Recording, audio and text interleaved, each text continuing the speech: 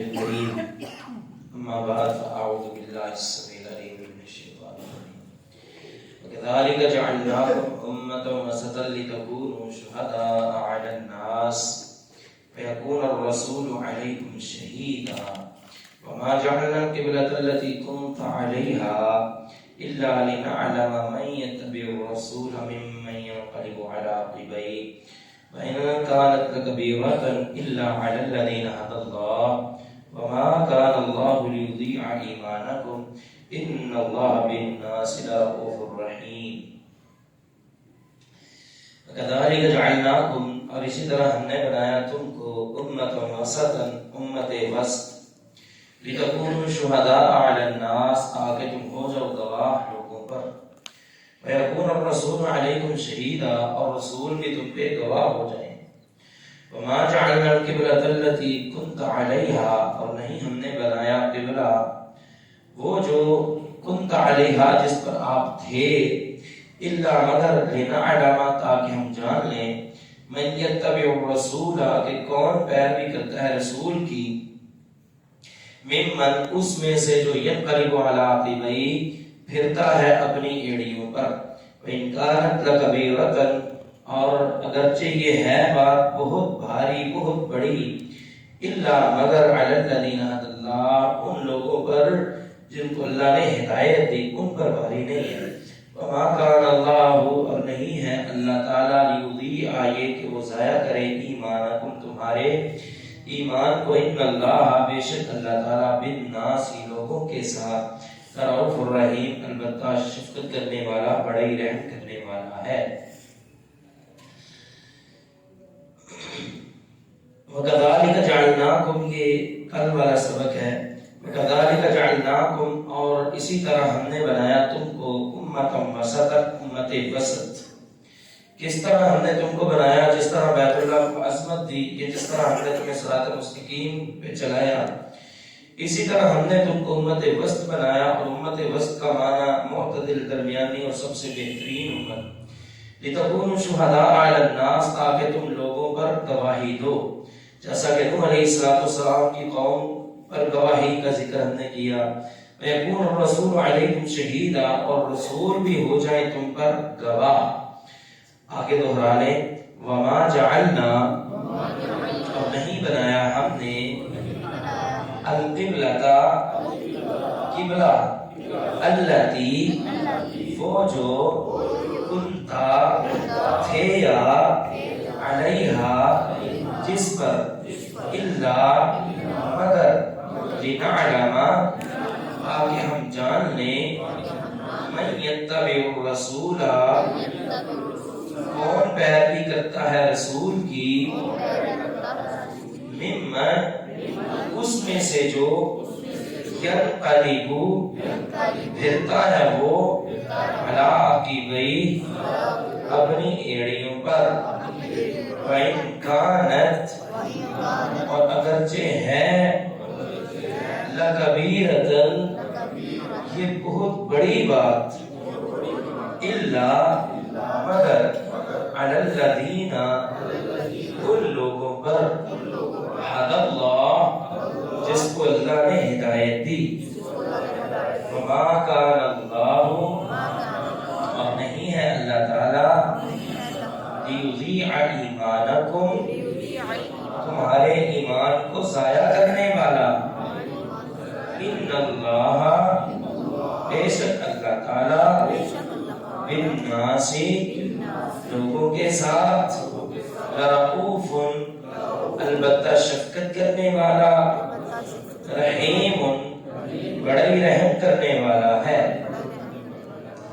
وما جعلنا القبلہ اور نہیں بنایا ہم نے قبلہ التی وہ جو کنت علیہا جس پر آپ تھے اس سے یہ بات معلوم ہوتی ہے کہ جو بیت المقدس قبلہ تھا وہ بھی اللہ تعالیٰ نے ہی بنایا تھا حکم کہاں ہے قرآن میں نہیں تو کہاں ہے یقیناً قرآن کے علاوہ بھی کوئی ایسی وحی آپ علیہ السلام پہ نازل ہوتی تھی جس میں وہ حکم یقیناً ہوگا الا مگر لنعلم تاکہ ہم جان لیں من یتبع الرسول کہ کون پیروی کرتا ہے رسول کی، ممن ینقلب علی عقبیہ اس میں سے جو پھرتے ہیں اپنی ایڑیوں پر،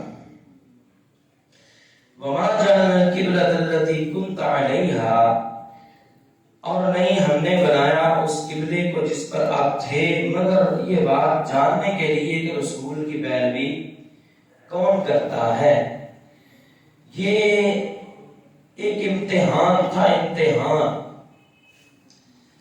اب امتحان میں کامیاب کون ہوا؟ کس نے رسول کی پیروی کی؟ اطاعت رسول کے لیے بڑی زبردست آیت حدیث میں آتا ہے کہ آپ علیہ السلام نے اپنی مسجد میں نماز پڑھائی، اللہ نے حکم دے دیا بیت المقدس سے بیت اللہ شریف کی طرف روح کرنے کا، چہرہ کرنے کا۔ آپ علیہ السلام نے اپنا چہرہ بیت اللہ کی طرف پھیر لیا۔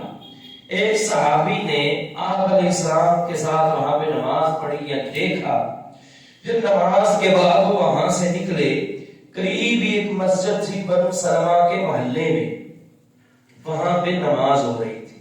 کیا ہو رہا تھا؟ نماز۔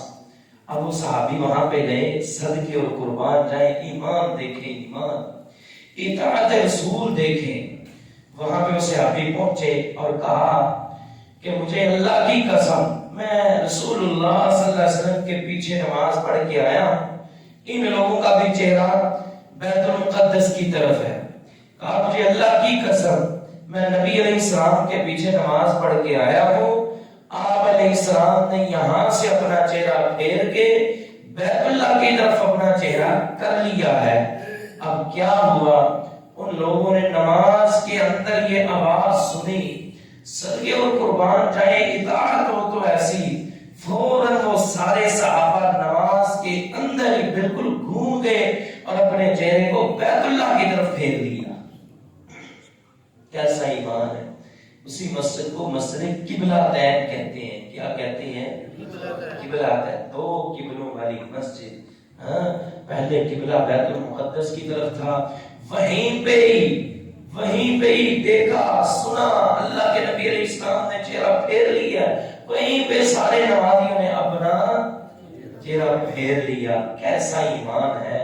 اللہ کی قسم یہ قصہ، یہ آیت پڑھ کے حیران ہوتے ہیں، اے اللہ ہمیں بھی ایسا ایمان نصیب فرما۔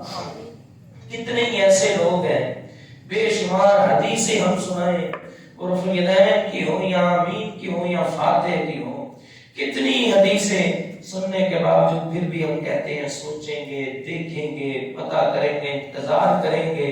ہمارا ایمان کتنا کمزور ہو چکا ہے۔ نبی علیہ السلام کی بات بھی ہم تک پہنچتی ہے لیکن پھر بھی ہم انتظار میں لگے ہوئے ہیں۔ واہ واہ صحابہ، ایک دفعہ سنا اللہ کے نبی نے چہرہ پھیر لیا، اسی وقت نماز میں اپنا چہرہ پھیر لیا۔ تو فرمایا کہ لنعلم، ہم جان لیں، جانتا تو اللہ تھا، مانا کہ بالکل دیکھ لیں، اللہ تعالیٰ نے یہ منظر دیکھا اور پوری دنیا کو بھی دکھایا۔ من یتبع الرسول ممن ینقلب علی عقبیہ، کون ہے جو رسول اللہ صلی اللہ علیہ وسلم کی اتباع کرتا اور پیروی کرتا ہے اور آپ کا کہا مانتا ہے؟ کون ہے جو اپنے ایڑیوں کے بل پھر جاتا ہے؟ ساتھ ہی قرآن نے کیا کہا؟ وَإِن كَانَتْ لَكَبِيرَةً إِلَّا عَلَى الَّذِينَ هَدَى اللَّهُ، لوگوں یہ کوئی چھوٹا کام نہیں تھا، یہ کوئی اتنا آسان کام نہیں تھا قبلے کی تبدیلی۔ ذرا دیکھیں، کچھ ان میں سے قریشی تھے، مکہ سے ہجرت کر کے آنے والے تھے، ان کی محبت کیا تھی؟ محبت تھی بیت اللہ کے ساتھ۔ اب ان کو اللہ تعالیٰ نے کیسے معلوم کیا؟ جب مدینہ میں گئے، ان سے سجدہ کروایا بیت المقدس کی طرف۔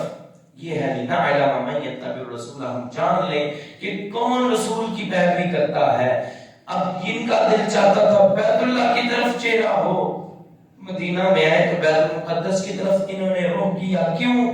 کیونکہ رسول کا یہی طریقہ تھا، اللہ کے پیغمبر کا یہی طریقہ تھا۔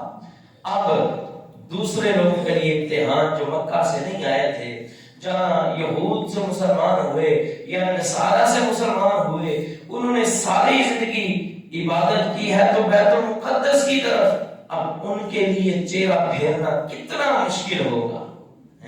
ہم کہتے ہیں لوگ ساری زندگی اس کام پہ عمل کرتے ہوئے ہو گئی ہے، یہ کوئی نئی چیزیں لے کر آئے ہم کیسے چھوڑ دیں؟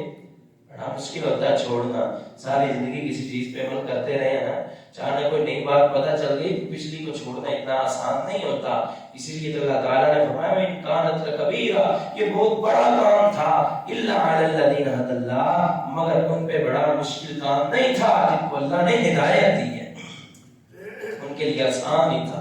دیکھیں پھر کس آسانی کے ساتھ انہوں نے چہرہ پھیر لیا، فرمایا کہ وما کان اللہ لیضیع ایمانکم، اور نہیں ہے اللہ تعالیٰ یہ کہ تمہارے ایمانوں کو ضائع کر دے، نہیں ہے اللہ یہ کہ تمہارے ایمانوں کو بولے، اور نہیں ہے اللہ تعالیٰ یہ کہ ضائع کر دے تمہارے ایمان کو۔ کیا مطلب ہے؟ اب یہود نے جو سوال گھڑے نا، تحویل قبلہ، تحویل کا معنی گھومنا، یعنی جو قبلہ جو تبدیل ہوا، اس پہ جو یہود نے اعتراض کیے نا، ان میں سب سے بڑا اعتراض یہ تھا جس نے بعض صحابہ کو بھی پریشان کر دیا، اعتراض یہ تھا کہ دیکھیں جو اتنے لوگ بیت المقدس کی طرف منہ کر کے نماز پڑھتے رہے ہیں، ان کی نمازیں تو پھر ضائع ہو گئی۔ اب جو اللہ نے حکم دیا ہے بیت اللہ کی طرف منہ کرنے کا، تو جو 15 16 یا 17 مہینے مدینہ میں جو صحابہ بیت المقدس کی طرف رخ کر کے نماز پڑھتے رہے اور تحویل قبلہ سے پہلے وہ فوت ہو چکے ہیں، اب ان کی نمازیں ضائع ہو گئی۔ یہ کیا معاملہ ہے؟ صحابہ بھی پریشان ہو گئے کہ نمازیں ضائع ہو گئی۔ اللہ تعالیٰ نے فرمایا نہیں، وما کان اللہ لیضیع ایمانکم، نہیں ہے اللہ تعالیٰ یہ کہ تمہارے ایمانوں کو ضائع کرے، اور جنہوں نے اس طرف منہ کر کے نماز پڑھی تھی اللہ کریم نے ان کی نمازوں کو بھی قبول فرما لیا ہے، لیکن اب حکم اس طرف ہے۔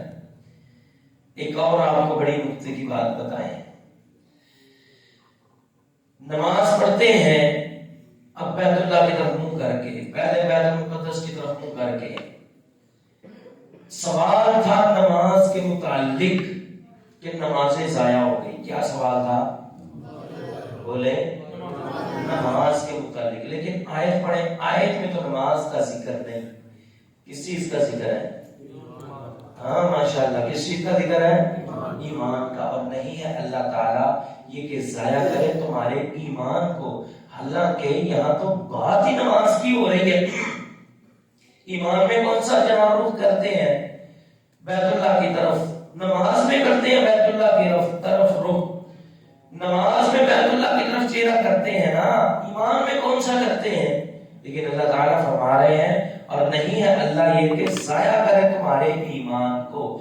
اس سے یہ بات معلوم ہوتی ہے کہ نماز ہی ایمان ہے، جس کی نماز ہی نہیں اس کا ایمان ضائع ہو چکا ہے۔